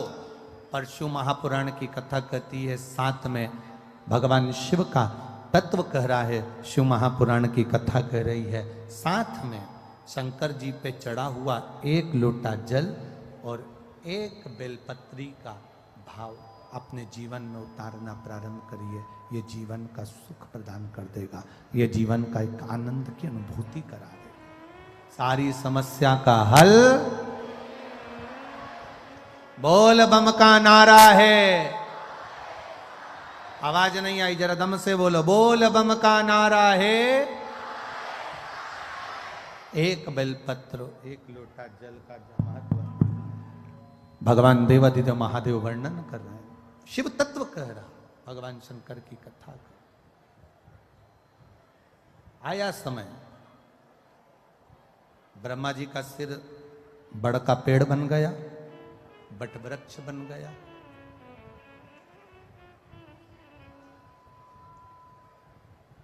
आराधना करी, भगवान ब्रह्मा जी से कहा अर्धनारीश्वर स्वरूप का दर्शन किया जाए। पहचानना शिव जी को कठिन है। एक बात बहुत ध्यान लगाकर सुनना, बैंक में एक मशीन होती है, बैंक के अंदर एक मशीन होती है, जिस मशीन में नोट की अगर गिनती चलती है तो नकली नोट अपने आप बाहर हो जाता है। बोलो सही है? अरे बोलो तो जम के, सही है ना? हमारे सामने अगर नकली नोट आ जाए तो हम नहीं पहचान सकते, हमारे सम्मुख में अगर नकली नोट आ जाए तो हम नहीं जान सकते। पर बैंक में एक मशीन होती है, उस मशीन पर अगर नोट गिनती हो रही है और उस नोट में अगर नकली नोट आ जाता है तो वो मशीन उस नोट को बाहर कर देती है। नकली है इसलिए बाहर कर देती। जितने शंकर भगवान के उपासक होते हैं, जितने भगवान शिव की आराधना करने वाले होते हैं, शिव भक्ति में डूबने वाले होते हैं, शंकर का गुणगान करने वाले होते हैं, शंकर की भक्ति में डूबने वाले होते हैं, जैसे नोट की मशीन में से नकली नोट बाहर हो जाता है, शिव महापुराण की कथा कहती है शंकर का गुणगान करने वाला जब रोज रोज शिव के मंदिर में जाता है तो उसके जीवन का दुख भी मंदिर के बाहर हो जाता है, उसके घर से बाहर हो जाता है, उसके जीवन का दुख समाप्त।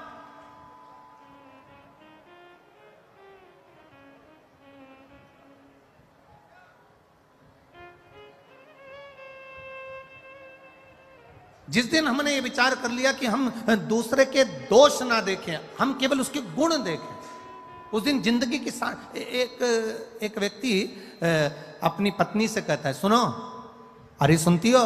पत्नी ने कहा, क्या है? कल मेरा दोस्त भोजन करने आएगा, कल मेरा दोस्त खाना खाने आएगा। तो पत्नी ने कहा, क्या करना है बताओ, क्या बनाऊं मैं? पति ने कहा, तू बना कुछ भी, पर एक बात सुन, ये चप्पल जो रखी है ना सामने, ये छुपा के रख देना। सामने ये घड़ी रखी है ना, इसको छुपा के रख देना। सामने ये गुलदस्ता रखा है ना, इसको छुपा के रख देना। पत्नी ने कहा, क्यों, तुम्हारा दोस्त चोर है क्या? पति बोलता, नहीं, वो अपने सामान को पहचानता है। हम दोष देख रहे हैं, वो अपने सामान को पहचानता है। मतलब चोर वो नहीं है, चोर मैं हूं। ये वो अपने सामान को पहचानता है। मतलब शिव कथा कह रही है, हमने अभी तक क्या देखा? उसने हमारा बुरा कर दिया, किसी ने हमारे दरवाजे पर नींबू पटक दिया, किसी ने हमारे दरवाजे पर मिर्ची पटक दी। कहाँ हम पड़े हैं? इतने चतुर होने के बाद, इतने विद्वान होने के बाद भी आज भी हम उस भ्रम में पड़े हैं कि किसी ने नींबू काट के पटक दिया, किसी ने मिर्ची काट के पटक दी। अरे तुम्हें दरवाजे पर लिख देना चाहिए, एक नींबू से काम नहीं चलेगा, 12 नींबू एक साथ पटको तो अचार डाल के खा जाऊंगी। किस भ्रम में जी रहे हैं हम? ढोंग और प्रपंच की जिंदगी से बाहर निकलो, भ्रम की जिंदगी से बाहर निकलो। किसी ने नींबू पटक दिया तो दुख हो रहा है, किसी ने मिर्ची पटक दी तो दुख हो रहा है, किसी ने कुछ कह दिया तो दुख हो रहा है। दरवाजे पर कोई सिंदूर पटक गया तो सोचने में आ गया, कहां जाऊं, किससे कहूं, दुख हो रहा है। शिव महापुराण की कथा कहती है, मेरा देव अधिदेव महादेव शिवालय में रहता है। शंकर का जो मंदिर होता है उसको मंदिर नहीं कहते, उसको शिवालय कहते हैं। शिवालय मतलब जहां मेरा शंकर रहता है वो शिवालय कहलाता है। शिवालय का मतलब होता है उसमें भूत प्रेत डाकनी पिशाचनी देवता देवी देव सब कोई, पितृ आदिक आदिक जितने देव हैं संसार के 33 कोटि देवी देवता जितने भी हैं सब देवादिदेव महादेव के पास आते हैं, सब भगवान शंकर के पास आते हैं, सब भगवान शिव के पास आते हैं, सब भगवान की शरणागति में आते हैं। जितने भी देव हैं, जितने देवता, चाहे वो असुर भी हैं, राक्षस भी हैं, कोई भी है, वो शंकर की शरणागति में आ रहा है। तो शिव में निवास कर रहे हैं, शंकर भगवान शिवालय में रह रहे हैं। गला पकड़ रहा है बाबू, माइक बहुत, सब विराजमान है वहां पर, कोई खाली, सब बैठे। अब तुम रोज एक लोटा जल चढ़ाने के लिए शंकर जी के मंदिर जा रहे हो, तुम रोज एक लोटा जल चढ़ाने के लिए देवादिदेव महादेव के द्वार पर जा रहे हो, तुम रोज एक लोटा जल चढ़ाने के लिए शंकर के दरवाजे पर जा रहे हो। शिव जी का चढ़ा हुआ जल तुम थोड़ा सा झेल कर घर ला रहे हो, लाते हो कि नहीं लाते? अरे बोलो तो जम के, लाते हो ना? थोड़ा सा जल झेल कर अपने घर लेकर आते हो, उस जल को अपने घर पर छींट देते हो, लोगों को आचमन करने के लिए, पीने के लिए दे देते हो। ईमानदारी से बोलना, सारे भूत, सारे प्रेत, सारी डाकनी, सारे पिशाच, सारे देवता, सारे असुर, सारे ग्रह, सारे नक्षत्र जब शंकर जी के पास हैं और तुमने उसको जल चढ़ाकर अगर लेकर आ गए, फिर दुनिया में किसकी सामर्थ्यता है जो तुम्हारा बुरा कर दे, अगर काल अधिपति तुम्हारे साथ नहीं। अकाल मृत्यु वो मरे जो काम करे चंडाल का, काल उसका क्या बिगाड़े जो भक्त हो महा काल का। जो शिव की आराधना करता है, शंकर की उपासना करता है, शिव तत्व को जो जानता है, शंकर के मंदिर जाना जिसने चालू कर दिया, शिव की आराधना करना जिसने चालू कर दिया, शंकर का गुणगान करना जिसने चालू कर दिया, फिर ये ना सोचना कि किसी ने नींबू पटक दिया, किसी ने मिर्ची पटक दी, कहीं उसको भूत आ गए तो कहीं उसको प्रेत आ गए। ये सब ढोंग और प्रपंच और छल से दूर हो जाओ। जो शंकर का है वो जानता है कि शिव शमशान में निवास करते हैं और वो शमशान कोई साधारण सी जगह नहीं, वहाँ सब मेरे बाबा का दिया हुआ, उसकी दृष्टि में सब सम है, इसलिए उसका नाम शमशान है। वहाँ कोई बड़ा नहीं, कोई छोटा नहीं। मैनपुरी में अगर बहुत करोड़पति व्यक्ति मरता है तो उसको क्या डनलप के गद्दे पे ले जाते हैं? अरे बोलो तो, क्योंकि हमारे सीओर में तो ऐसा नहीं होता। तुम्हारे यहां पर अगर होता हो तो बात दूसरी है। वो करोड़पति व्यक्ति मरा तो क्या उसको डनलप के गद्दे पे ले जाएंगे? करोड़पति व्यक्ति मरा तो उसको अर्थी पर सुला रहे हैं और गर्मी पड़ रही है तो 2-4 एसी के पकड़ कर ले जाएंगे साथ में। करोड़पति व्यक्ति मिला, मरा, तो क्या उसको चेन, अंगूठी, मोबाइल, पर्स सब देकर भेजेंगे? अगर करोड़पति व्यक्ति मरा तो क्या उसको लैपटॉप देकर भेजेंगे? करोड़पति व्यक्ति मरा तो क्या उसको बादाम खिलाकर भेजेंगे? शिव महापुराण की कथा कहती है शंकर के दरवाजे पर उसका नाम है शमशान। शमशान का मतलब होता है जहां सबकी शान सम है, उसका नाम शमशान है। सब अमीर हो गरीब हो सब सम है उसके दरवाजे पर, इसलिए उसकी शान सबकी सम रखता है। वो शमशान है, वो शिव का धाम है, वो शंकर की चौखट है। तुम शिव के दरवाजे तक जा रहे हो, तुम शंकर की चौखट तक जा रहे हो, एक लोटा जल चढ़ाकर, थोड़ा सा जल लेकर अपने दरवाजे पर छींट रहे हो, थोड़ा सा जल लाकर आचमन कर रहे हो, एक बेलपत्र लाकर अगर रोग के लिए भी तुम कुंदकेश्वर महादेव का नाम लेकर खा रहे हो तो यह निश्चित है उसका फल मिलता ही। जिसकी किडनी, लीवर खराब हो जाता है, डायलिसिस चल रहे हो, एक हफ्ते में 2 बार हो रहे हो, 3 बार हो रहे हो या बार बार हो रहे हो, उनसे निवेदन है प्रयास करना, प्रयास करिए। एक सफेद दुर्वा, दुर्वा जानते हो सब लोग? अरे जम के तो बोलो। वो गणेश जी को जो धूप चढ़ती है दुर्वा, वो हरी होती है। ये जितनी हरी दुर्वा लगी होती है इसमें एक सफेद दुर्वा भी लगी होती है, सफेद कलर की दुर्वा होती है। एक सफेद दुर्वा शिव जी को समर्पित कर कर, एक लोटा जल कुंदकेश्वर, अवधूतेश्वर महादेव का नाम लेकर शंकर को समर्पित करें और उस जल को लेकर वो दुर्वा को वापिस उठाकर ले आए। जिसके डायलिसिस चल रहे हों या जिसका किडनी लीवर बेकार हो रहा हो, वो जल जो शिवजी पे चढ़ा हुआ है दुर्वा वाला, वो जल उसको दें। वो दुर्वा फिर वापिस पानी में गला दें और उसका पानी उस डायलिसिस वाले को, ज़्यादा मात्रा में पानी नहीं देना, केवल ये समझ लो कि एक छोटी चम्मच होती है तो छोटी चम्मच से आधा चम्मच पानी भी अगर आपने उसको दिया और उसके 1 हफ्ते में अगर 2 भी डायलिसिस चल रहे हैं और कुंदकेश्वर, अवधूतेश्वर महादेव का नाम लेकर अगर आप समर्पित कर रहे हो और वो जल उसको दे रहे हो तो ये निश्चित है कि 4-5 हफ्ते में उसके डायलिसिस धीरे धीरे कम होना चालू हो जाएंगे और उसको लाभ मिलना प्रारंभ होगा, उसको लाभ मिलना प्रारंभ होगा। पर करना कब है इसको, कब कर सकते हैं? तो शिव महापुराण की कथा में वर्णन आया है, सावन का जो अधिक मास है, इस सावन के अधिक मास में जो शिवरात्रि पड़ेगी, अधिक मास की एक शिवरात्रि पड़ती है, तो अधिक मास की जो शिवरात्रि पड़ेगी उसी दिन में कभी भी शाम तक, रात्रि तक तुम्हारी जब मर्जी पड़ जाए, तब देवाधिदेव महादेव को वो दुर्वा समर्पित कर कर उस जल को लाकर उस जीव को अवश्य प्रदान, उसको अवश्य दे। शंभु ओघड़ी है, शंभु ओघड़ी।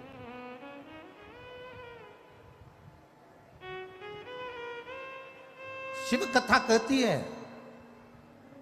बैंक की नोट की मशीन बेकार नकली नोट को बाहर निकाल देती है, और भगवान शिव के मंदिर में जब हम जाते हैं, शिवालय में हम जाते हैं, देवालय में हम जाते हैं, भगवान शंकर की आराधना में हम जाते हैं, भगवान शिव की भक्ति में हम जाते हैं, भगवान शिव की आराधना में हम जाते हैं, तब हमारे दुख, हमारी तकलीफें, हमारे कष्ट दूर हट जाते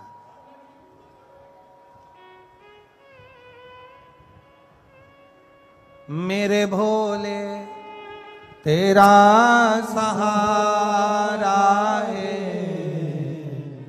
मेरे भोले तेरा सहारा है, मेरी नैया का तू किनारा है, मेरी नैया का तू किनारा है। तत्व की प्राप्ति हो। कहा सृष्टि की रचना करना,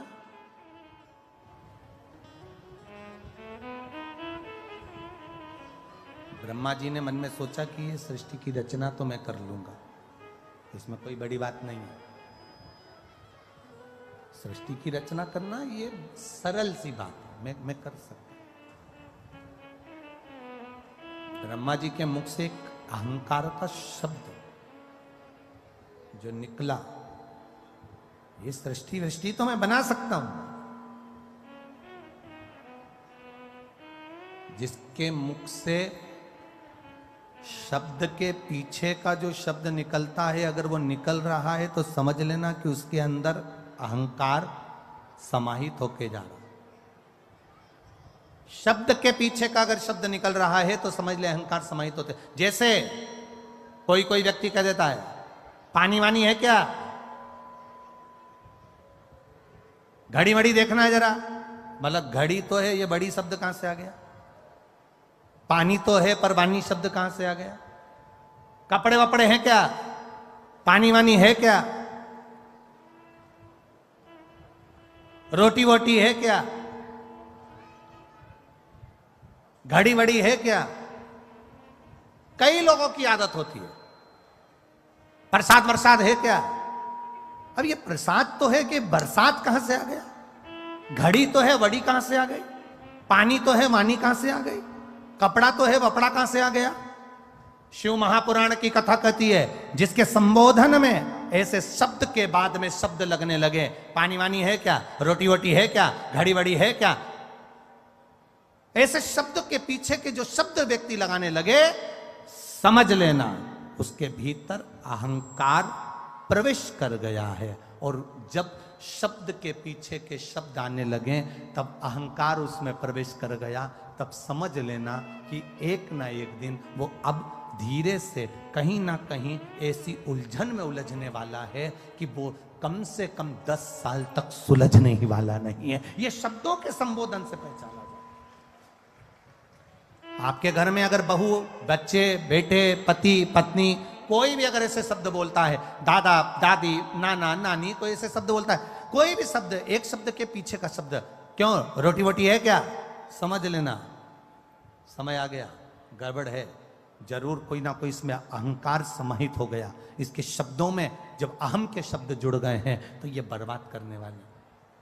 घर में अगर कोई हमें वैसे तो मुझे लगता है कि मैनपुरी में ऐसा बोलते नहीं होंगे, बोलते हैं क्या, अरे बोलो तो जम के, नहीं बोलते। कभी भी बोलने में तो नहीं आता कि पानी वानी हो तो ला दो, देखो जरा रोटी वोटी क्या बनी है। दुकानदार के पास पहुंचे कपड़ा वपड़ा है क्या अच्छा वाला। जब इस तरह के शब्दों पर शब्द की मार पड़ती है, दूसरे शब्दों का संबोधन आता है, अब शब्दों का संबोधन जुड़ जाता है, तब समझ लें कहीं ना कहीं अहंकार, कहीं ना कहीं अभिमत्ता, कहीं ना कहीं अभिमान, कहीं ना कहीं अहम हमारे सामने आकर खड़ा हो जाता है। अब जब वो अहम, अभिमान हमारे सामने आकर खड़ा होता है तो वो हमको धीरे धीरे धीरे धीरे बर्बादी की ओर लेकर चले जाता है, धीरे धीरे वो हमको नष्ट करने की ओर लेकर चले जाता है। ब्रह्मा जी ने कहा, ब्रह्मा जी ने संबोधन कहा कि सृष्टि की रचना तो हम कर सकते हैं, सृष्टि की रचना में करने में हमें कोई दिक्कत नहीं है, सृष्टि की रचना हम कर सकते हैं। जैसे ही ब्रह्मा के मुख से जो शब्द निकला वो अभिमत्ता का शब्द था, तो भगवान शिव जी ने कह दिया आप सृष्टि की रचना करो, मना क्या। ब्रह्मा जी ने सृष्टि की रचना करी। ब्रह्मा जी ने जब सृष्टि की रचना करना प्रारंभ करा, सृष्टि की रचना करना जब ब्रह्मदेव चालू करे, तो सबसे पहले ब्रह्मा जी ने जो सृष्टि रची वो किन्नरों की सृष्टि की रचना करी। चारों तरफ किन्नरी किन्नर, किन्नरी किन्नर, चारों तरफ किन्नर।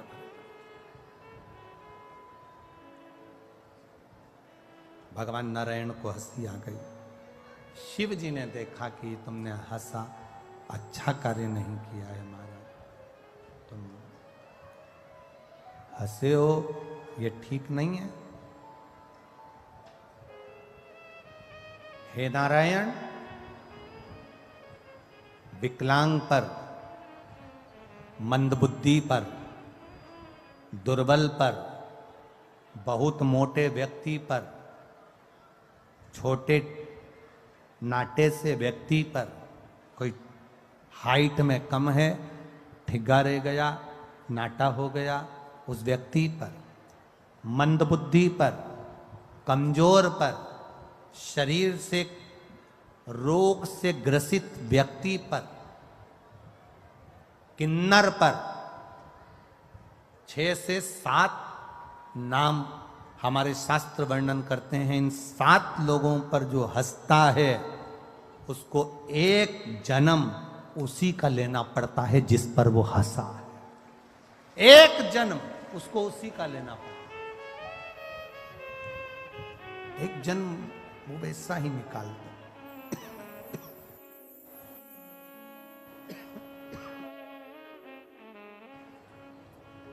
एक जन्म वो वैसा ही निकाल देता है। तुम किन्नर पर हंसे हो, तुम्हें किन्नर का जन्म लेना पड़ेगा। और भगवान नारायण कृष्ण अवतार में एक बार युद्ध के मैदान में भगवान को भी किन्नर बनना पड़ा। भगवान हंसे ना, किसी के दुख की घड़ी है तो हम क्यों हंस रहे हैं?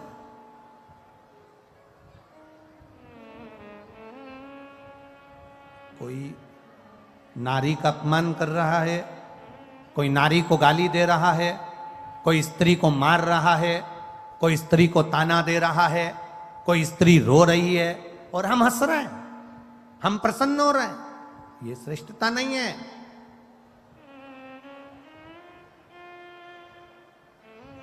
दुनिया के लोग कहते हैं द्रौपदी के कारण महाभारत हो गई, दुनिया के लोग कहते हैं सीता जी के कारण रामायण हो गई। जिन्होंने सही से महाभारत पढ़ी नहीं, जिन्होंने रामायण सही से पढ़ी नहीं, वो ऐसी बात करते हैं कि द्रौपदी के कारण महाभारत हो गई, सीता के कारण रामायण हो गई। जिन्होंने अगर अच्छे से महाभारत पढ़ी होती, जिसने अच्छे से रामायण पढ़ी होती, तो उनको अंदाजा लग जाता कि ये रामायण, ये महाभारत द्रौपदी और सीता के कारण नहीं हुई है। ये महाभारत केवल नारी का सम्मान नहीं हुआ इसलिए महाभारत हुई, और नारी का सम्मान नहीं हुआ इसलिए रामायण हुई। अगर स्त्री का सम्मान होना चालू हो जाए, नारी का सम्मान होना चालू हो जाए, नारी को आदरणीय शब्दों से संबोधन होना चालू हो जाए, नारी का आदर होना चालू हो जाए, नारी का सम्मान होना चालू हो जाए, तो ना कभी जिंदगी में महाभारत होती है, ना कभी जिंदगी में रामायण होती है। ये नारी का जब अपमान होता है, घर में स्त्री को अपशब्द कर देना, पत्नी को आड़ा टेढ़ा कर देना, घर की माता को अपशब्द कर देना, घर की बहन बेटी को अपशब्द कर देना, किसी नारी को अपशब्द कर देना, जब हम नारी का आदर नहीं कर पाते, नारी का सम्मान नहीं कर पाते, तब महाभारत भी होती है और रामायण भी होती है। ये स्त्रियों के, ये नहीं कि स्त्रियों के कारण हुई, कारण केवल तुम्हारा था, तुमने सम्मान नहीं दिया, तुमने आदर नहीं किया। शिव कथा कह रही, भगवान नारायण को अर्धनारीश्वर, भगवान नारायण को उसी समय पर भगवान शंकर ने अर्धनारीश्वर स्वरूप का दर्शन दिया है। भगवान ब्रह्मा विष्णु महेश तीनों पधार रहे हैं। जोरदार ताली बजाकर स्वागत वंदन अभिनंदन करें। बहुत ज़्यादा संख्या में आप लोग आए हैं। आप लोगों से निवेदन है, कथा के पंडाल में कथा सुनने आओ तो चेन, अंगूठी, मोबाइल, पर्स कुछ भी लेकर मत आइए, सावधानी से आओ, अपने सामान की स्वयं रक्षा करो। गाड़ी से जाओ तो जरा धीरे धीरे जाओ, आराम से जाओ, रास्ते से जाना, और